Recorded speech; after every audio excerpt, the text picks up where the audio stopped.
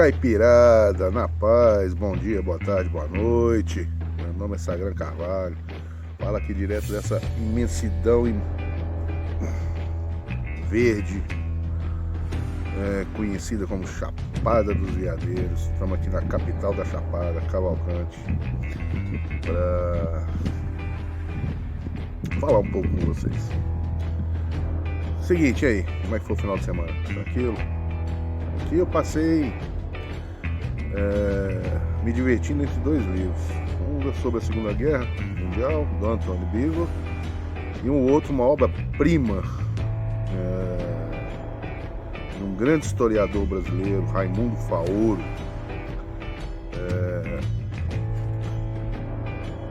que eu havia lido já há algum tempo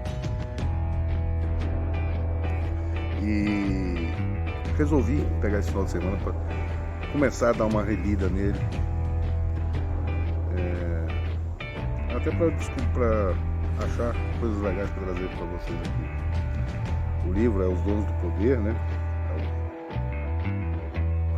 Formação do Patronato Político Brasileiro. Acho que todo estudante de história conhece esse livro e conhece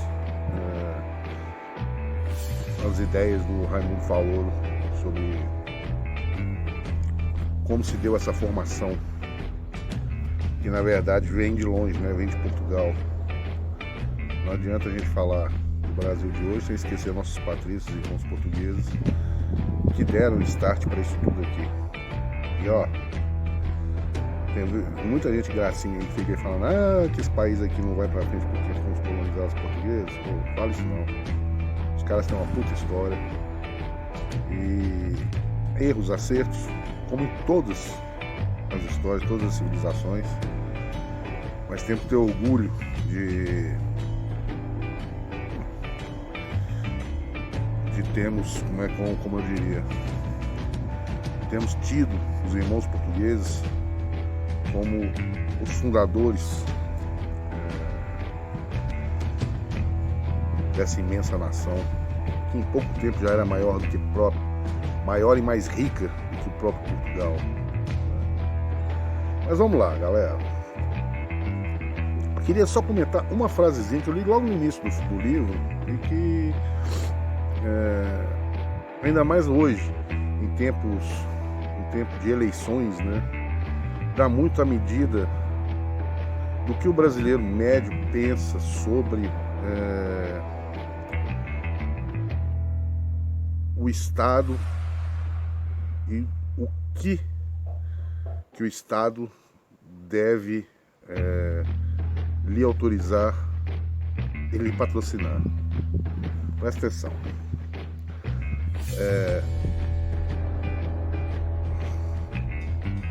O direito, aspas, o direito e costume geral do reino, dizia el-rei Dom Diniz, em 1317, eram e tinham sido sempre que em todas as doações régias se estendesse reservada para a coroa a justiça maior, a suprema jurisdição, em reconhecimento ao maior senhorio.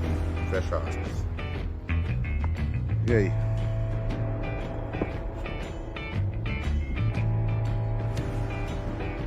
Entenderam? Chegaram a alguma conclusão depois de escutar isso, uma frase dita por el-rei Dom Diniz em 1317 sobre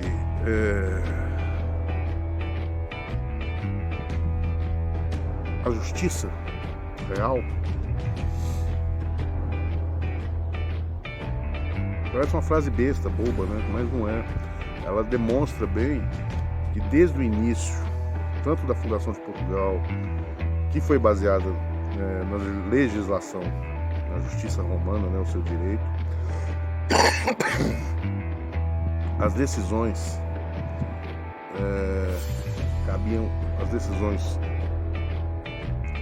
sobre os destinos do reino eram única e exclusivamente do rei, inclusive a justiça. E isso criou todo um arcabouço em que toda a sociedade se voltava para o rei em busca das suas das soluções para as suas necessidades.